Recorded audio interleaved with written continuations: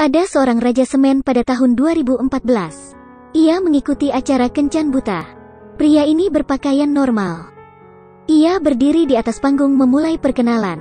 Orang bercanda memanggilnya Raja Semen. Pekerjaannya melelahkan tetapi gajinya oke.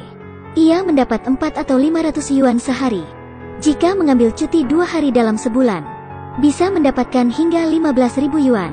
Di masa depan, dia ingin memimpin tim sendirian. Usianya hampir 40 tahun.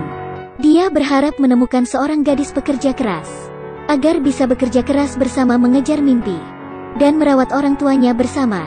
Perkenalannya selesai. Akhir dari babak pertama pengenalan diri. Suara penonton menyuruh tamu wanita mematikan lampu.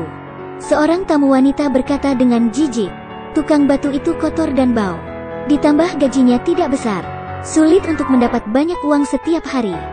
Perempuan ini ingin memulai perusahaan dekorasi, tetapi membantu merawat orang tuanya. Apakah ia mencari pengasuh gratis atau pacar? Banyak tamu wanita menganggukkan kepala. Tamu pria tidak marah mendengarnya, hanya tersenyum. Lalu berkata merawat mereka tidak akan sia-sia. Gaji bulanan akan diserahkan kepada pasangannya. Ia menabung dan pengeluaran sehari-hari tidak banyak. Cukup 800 yuan sebulan. Orang tuanya membesarkan ia susah payah.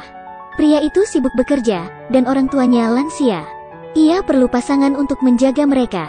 Tak hanya tamu wanita di atas panggung, bahkan beberapa gadis yang hadir mulai berbicara.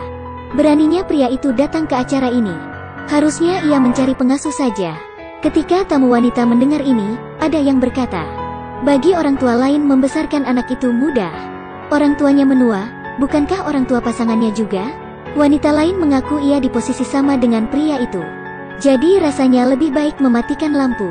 Tamu pria tidak tersinggung, masih menanggapi dengan malu-malu. Setiap orang punya kesulitan, itu bisa mengerti.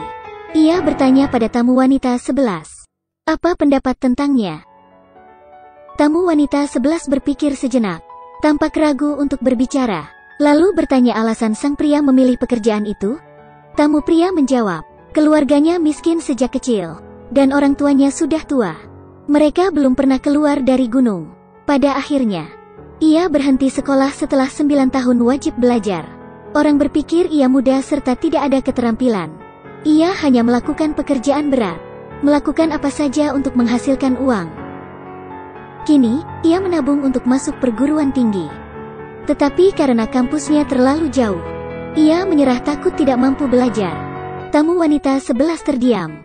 Tamu wanita lainnya berbicara langsung. Ia minta maaf dan mematikan lampunya. Alasannya, ia dibesarkan di kota besar sejak kecil. Kelas sosial mereka berbeda. Tidak ada yang perlu dibicarakan lagi. Wanita itu sudah lama menahan diri.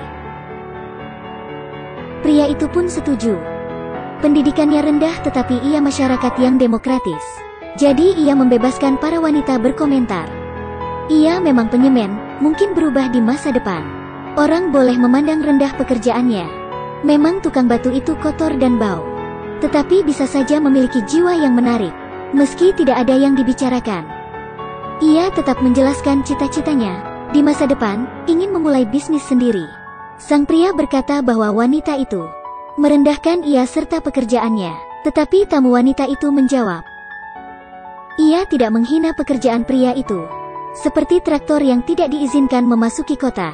Pria itu tidak cocok dengan kota.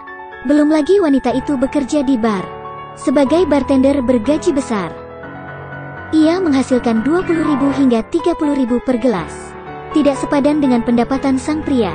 Selesai berbicara ia mematikan lampunya. Tidak ingin tamu pria membuatnya marah. Tamu pria hanya tersenyum lalu berkata, pekerjaannya tidak sebagus wanita itu. Ia berpikir berada di kencan buta hari ini. Tetapi ia tidak berharap bertemu wanita kaya. Wanita itu membeli barang-barang mewah. Memang di luar jangkauan sang pria. Gajinya kecil tetapi uang dihasilkannya sendiri. Tidak dicuri atau dirampok. Pria itu lalu berkata, lihat betapa cantiknya kamu memakai warna cerah, beserta make up dengan warna serupa. Rasanya artis pun kalah.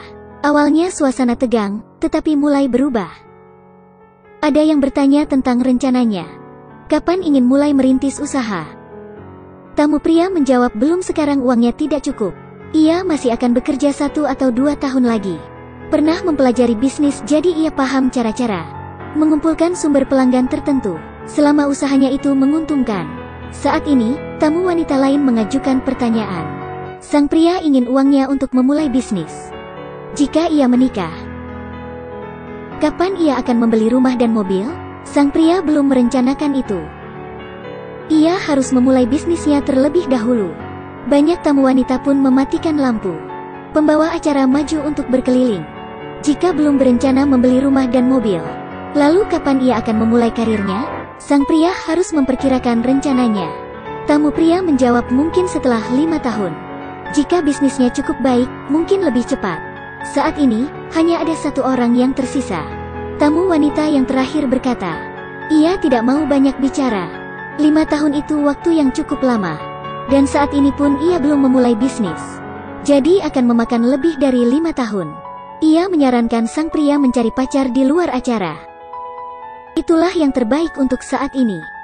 Ditambah jika menikah harus merawat orang tuanya. Rasanya tidak pas untuk wanita di sini. Lalu ia mematikan lampunya. 24 tamu wanita semuanya mematikan lampu. Sayang sekali para wanita terlalu cepat memutuskan. Padahal belum sampai akhir acara.